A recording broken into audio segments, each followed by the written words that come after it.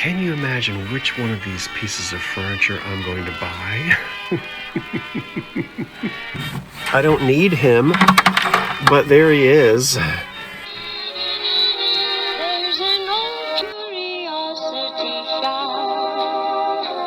Every once in a while I go by there for the fond recollections that lie there in that old curiosity shop. Well, it looks like we're going to pay cash today. That means we're headed across the bridge from Jersey into Pennsylvania. It's thrifting time again. I like the red and the green, very festive.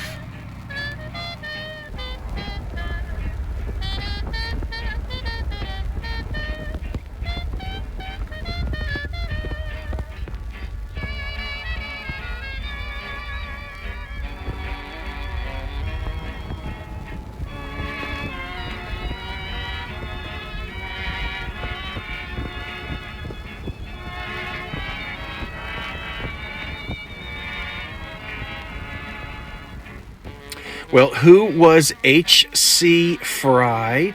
His name was Henry Clay Fry, or Harry Clay Fry. I don't remember, but it's one or the other, probably Henry Clay. And by the time he was 61 years old when he started the Fry Glass Company in Pennsylvania somewhere in the early 1900s. I do know that they didn't last through the Depression.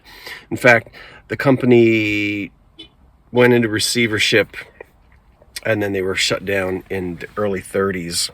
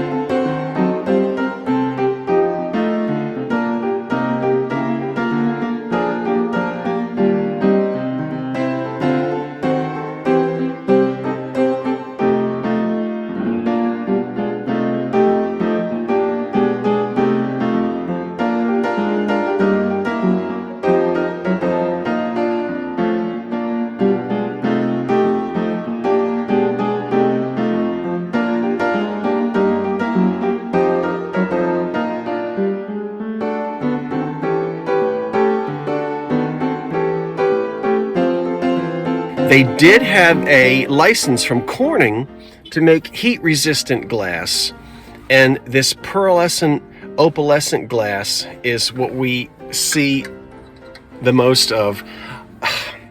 Never have I yet found a beautiful platter like this. It's not marked, doesn't have to be. Look at that beautiful piece of Fry glass. Now, out here in this sunlight, you're probably not seeing that this has an opalescent glow to it. Now, I don't mean glow, it won't fluoresce under a black light, but it is a shimmering opalescent glass, and I think the sunlight is doing some funny things to it. A lot of times Fry glass is marked. I'm not surprised that this one isn't, because it's etched beautifully for the table, and we wouldn't want to see patent applied for and Fry glass sort of written on the perimeter where it usually is. But here's this wonderful silver plated under tray for it. It is marked RRC 18% NS, and then the inches patent applied for. And I haven't really, done anything to look, but this probably dates to, well, we know it dates to before 1932 and after 1901, something like that. So made within the first 30 years of the 20th century. I've been finding a lot of Fry glass lately, and I love it. So we'll have to take a look at that, maybe inside under some different lighting. I've been to 2 thrift shops, haven't filmed in either one. The music has been way too loud. Look at that. Is that chipped? It's not. Wonderful. A little hobnail glass pitcher with a ruby flashed spout. Could have been made by, any number of companies. And this probably dates to about 1900 to 1930, probably around the World War I era. This is very typical, that sort of dark ruby flashed.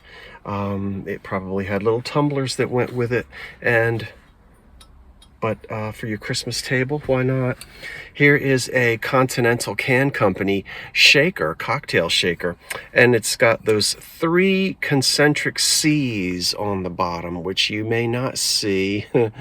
They're there somewhere, but it's a C in a C in a C, standing for Continental Can Company, who took over Hazel Atlas. And that's why this looks very Hazel Atlas-y.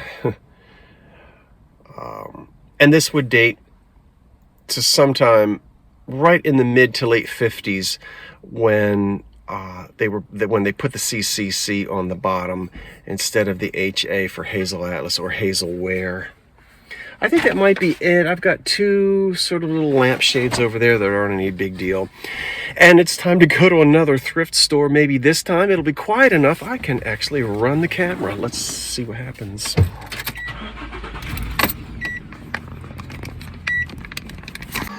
Well, it would be fun to buy these, but as you can see, they're in the silent auction section of the store that I'm in, and I am in a restore store.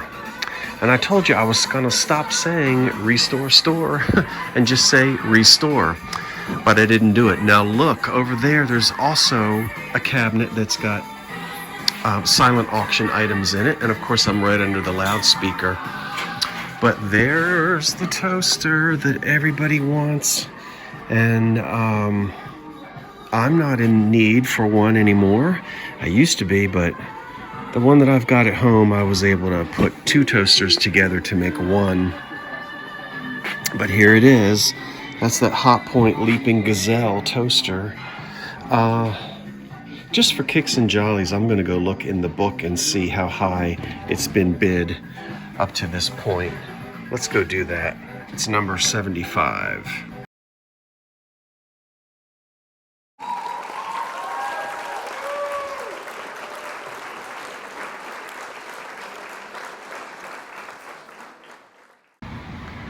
I really do enjoy the Habitat for Humanity Restore, although some of them in my area have changed their business model. Now, not this one that I'm in now, but at least 2 of them in the southern New Jersey area have gone to selling all new, sort of like, scratch and dent.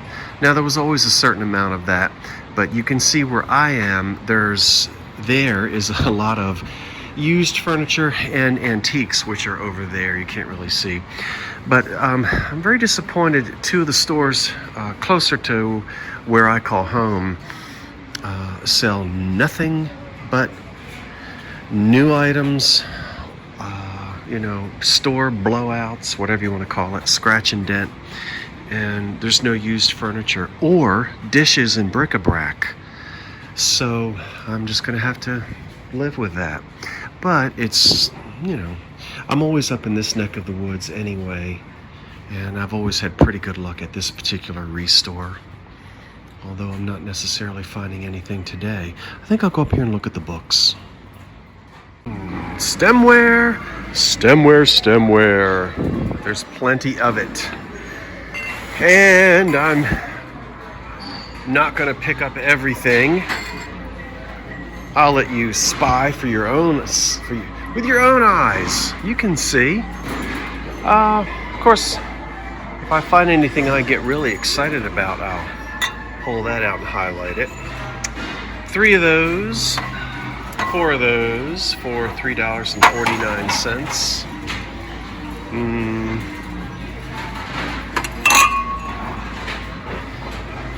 Just let me take a look. So going up and down the line here, not seeing anything that's gonna send me over the moon. Nope, Nope, nope, nope. Not in this glassware aisle, not today. So let's turn the corner. And what's right around the corner? Any little corner. Oh, ooh, okay, we've got a lot to look at over here. And I think what I'll do, since I just hit this aisle, is I'm going to do a very quick scan because I see some blue. That glass is, okay, $15 for all of that. Let's see, I don't know if I went out of, I think I might have gone out of focus. Okay. There's quite a bit of background noise here.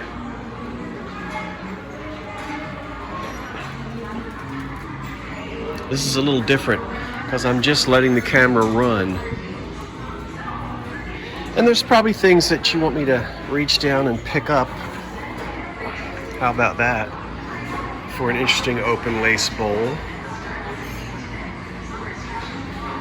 Sort of an open lace pattern around here.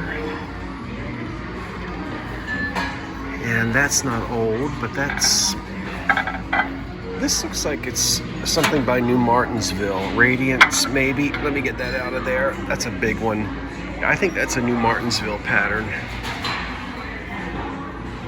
It's got a pretty etched basket. That is $7.99, and it's attractive. I'm not so sure that I'm going to purchase it, so I'll put it back there. There's a big piece of looking like McKee Innovation, but it might not be. There's a pretty bread plate, and then a bunch of these plates scattered all about in blue. How about down here? Oh, that's pretty, isn't it? Right there, a little compote. What do they want? $6? Huh.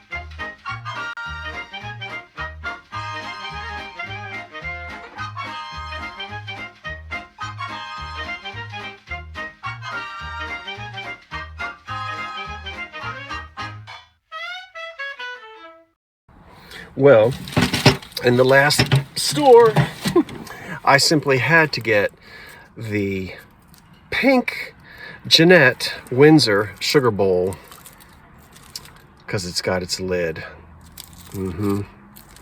Just had to do it, right? Jeanette Windsor, the diamonds are pushed in. Anchor Hocking Waterford, the diamonds are sticky outy, sort of.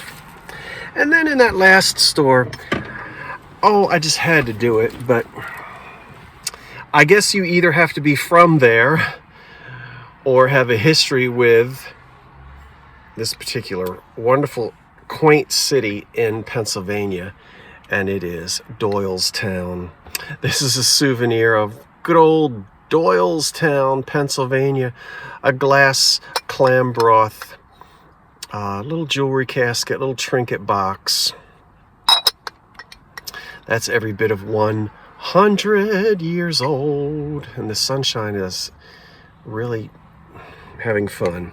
That's probably going to go online in the eBay store, and that way someone who has history with Doylestown, maybe has moved far away, but they collect things from their old hometown. They might be interested in that. And then finally, I had to do it. I don't need him, but there he is. He's a Canadian version. Made in Canada. He's marked T, I think it's TPI Canada, 1994. In really good condition. And on eBay, he's consistently selling for, $40 or $45 in good shape. I paid $15 for him. So there's a nice, $25 profit in him. Maybe 30. Why not? Now I think I'm going to head for the Burlington-Bristol Bridge, and then there's a few more shops to go to before I head back to the old 1925 bungalow. So why don't we keep shopping? Well, if I said to you, can you imagine which one of these pieces of furniture I'm going to buy? I like that, but oh my goodness, look at this Empire style mahogany. Really, I would guess that I would call it a work table. It's $30, which is an unbelievable steal. We'll take a look at it when we get outside. It is made of mahogany, flame matched or book matched mahogany on the front. Oh my gosh, original knobs. It's all there. I've really given it the once over here in the store. Nothing is missing, nothing has been altered, and it's coming home with me. And I'll tell you what I plan on doing with it. Let's take a closer look at it when we get outside. I think you can probably also see that this is a piece of antique early American pressed glass. It's only $3 and it's in excellent condition. It's a small pitcher and perfect for milk or juice. This is definitely going to go into the cart. I like that a lot. What a find. What a find. And I actually ended up paying about $23 for it because furniture was on sale. This particular form, most people would call it a work table. Work table meaning that it could hold sewing accoutrements. Really, you can use it as an end table, which is how I'm going to be using it. Some of the work tables had cloth underneath for holding knitting and yarn and thread and that kind of thing, but this is exceptional. Now it's all mahogany, flame mahogany. You can see the way that it's cut here and matched. The veneer. I hope the wind, I don't know, it's windy out here, so I'm hoping you can hear me. Wonderful matched veneer on the front in what's called flame mahogany. The original wooden handles. Everything on it is bright, including the old crinkly shellac. Oh, I'm so afraid that there's going to be wind noise out here. Let's see. Probably sometime from the middle part of the 19th century. So we're back in the 1850s, 1860s, something like that. I really like the treatment that they've done on the front. I know what the word chamfered means, and I don't know that in furniture if you would call that chamfered, but for lack of knowing what else to say, I'll say sort of chamfered edges here, the way they've cut these back.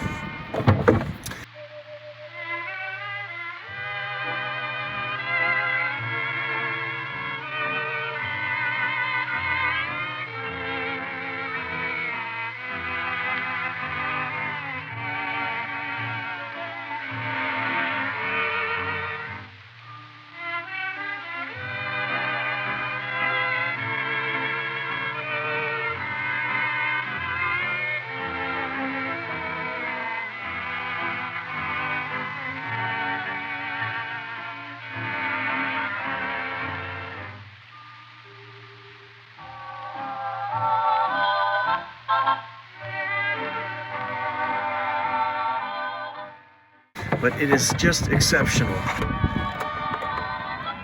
For those of you who are into old wood, I certainly am. Let me slide this back in. And I plan on using this as a bedside table with those generous drawers. The table that I'm using right now at the side of the bed is a marble top table. I love it in the heat of the summer because the marble right next to the bed stays nice and cool, but in the wintertime, the last thing I want is a cold slab of marble right next to my head. So I'm gonna remove that marble top table and put this nice warm mahogany table. And the marble top table doesn't have any drawers, so this gives me a little more storage in the bedroom. Just absolutely, I could not. The sides are just as pretty as the front, the mahogany. I don't think you can see how beautiful it is back here. Look at this wonderful crack from the heat and age. I can't say enough about it. Well, that looks like a bag of anchor hocking down there. So let's take a look. Oh, not that, this. And, well, they're not the same size, I can see that. And so therefore, $3.99 ain't bad. But we only have one tall water glass and then 3 smaller. Drat. Okay, so I'm not gonna get this. I just don't want to put this at my house in storage. These 3 are one size, that one is one size, and I don't have any of this at home, so I'm just not in the mood to buy that and then take it home. So we'll pass that by. That's quite all right. This is where I found my art glass shade last week, was right in here, remember? Oh, I wonder if there's another one. Wouldn't that be excitement? Wouldn't that be excitement? Oh, there's some... Oh, are you kidding me? Finally, I'm gonna find my teacups. Please tell me that there are 4. 1, 2, 3, 4. There are. And some other junk glass and a few saucers. Okay, that I have to buy for $6 because I've had the hardest time finding cups and saucers in the English hobnail, but there they are, and I need them so I can actually serve dinner with an English hobnail set. And now I think I can, because I finally have the teacups. Okay, I know I don't need that. There's old harp. That looks greasy. It's supposed to be a lot cleaner than that. I'm not touching it. The harp pattern. Let me back up again. And some nice old bean pots there.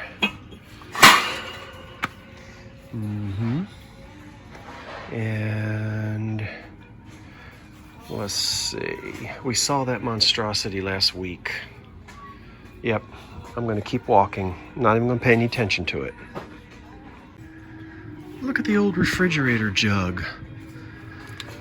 Missing its corked stopper, which probably also had this type of blue pottery on the top of it.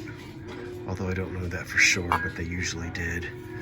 Who made this one? Oxford Ware, made in USA. And it's $5. It's pretty, but I'd love it with its original stopper. Well, it's taken me long enough, but finally we can set the table. I don't know why the cups and saucers have been eluding me the way they have, but now I've got 4. So I've got a place setting at home of the English Hobnail by Westmoreland and the Anchor Hocking Miss America, which I'm mixing together. And finally, I now have 4 cups and saucers. And some extra little glass that was in there as well. What time is it? It's 20 of 5, which means it's time for me to hit the pike. I've got leftover ham for dinner tonight, so I stopped and got myself some yams and some extra pineapple. I hope you have a wonderful Friday evening. I will produce this video, and by the time it's up and running, it should be about 8 o'clock or so on Friday night. What did you think about today's shopping trip? I am simply knocked out of the ballpark with that 1850s mahogany work table, just as it was made. And I really only ended up paying about $21 and some odd cents for it, because there was quite a big discount on furniture today. Unbelievable. Well, until I see you again, which will be tomorrow, I'm Scott from the Old Curiosity Shop. Have a wonderful evening. Wait for the cat. And so long for now. That table.